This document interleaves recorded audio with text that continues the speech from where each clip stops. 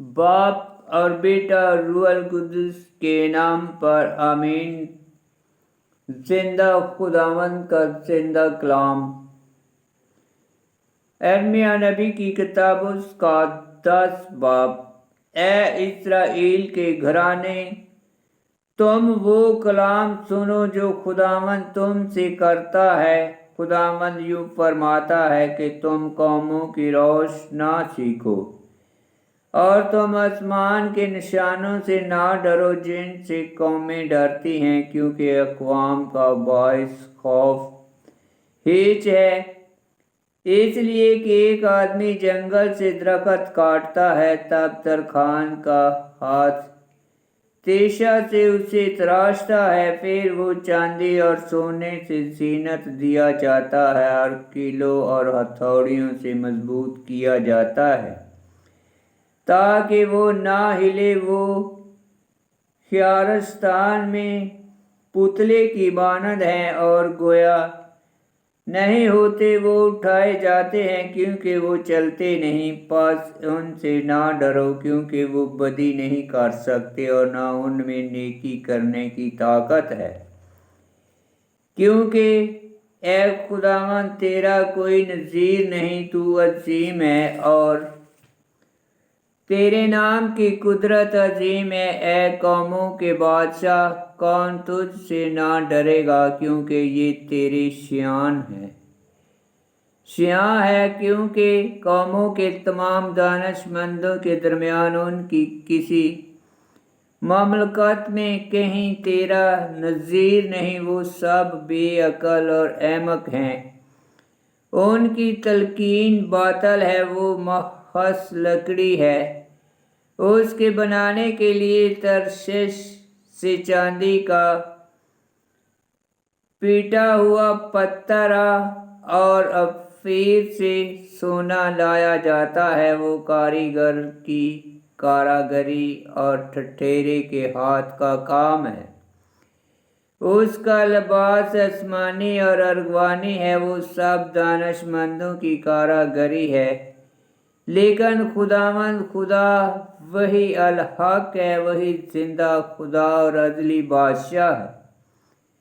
اس کے غضب سے زمین کانپ جاتی ہے اور قومیں اس کے قہر کی برداشت نہیں کر سکتی۔ تم ان سے اس طرح کہہ دو کہ جن معبودوں نے آسمان اور زمین کو نہیں بنایا، وہ زمین پر سے اور اس آسمان کے نیچے سے نیست ہو جائیں گے۔ جس نے زمین کو اپنی قوت سے بنایا اور جہان کو اپنی حکمت سے قائم کیا اور افلاک کو اپنی دانش سے پھیلایا، اس کی آواز پر آسمان میں پانی کا شور ہوتا ہے۔ وہ بخارات کو زمین کے کناروں سے اٹھاتا اور میںہ کے لیے بجلیوں کو پیدا کرتا اور ہوا کو اپنے مخزنوں سے نکالتا ہے۔ ہر ایک آدمی علم کے لحاظ سے کند ذہن ہے اور ہر ایک زرگر مورت سے شرمندہ ہوتا ہے، کیونکہ اس کی ڈھالی ہوئی مورت لہو ہے اور اس میں جان نہیں۔ یہ چیزیں باطل اور قابل مکر کاراگری ہیں، اور سزا کے وقت وہ فنا ہو جائیں گی۔ یعقوب کا بکرا ان کی طرح نہیں، بلکہ وہ سب چیزوں کا خالق ہے، اور اسرائیل اس کی میراث کا قبیلہ ہے۔ رب الافواج اس کا نام ہے۔ اے تو جو گھیرے ہوئے شہر میں رہتا ہے، زمین پر سے اپنی دستی بلکچہ اٹھا لے، کیونکہ خداوند یوں فرماتا ہے، دیکھ میں ملک کے باشندوں کو اب کی دفعہ پھینک دوں گا اور ان پر مصیبت لاؤں گا تاکہ وہ مجھے پا لیں۔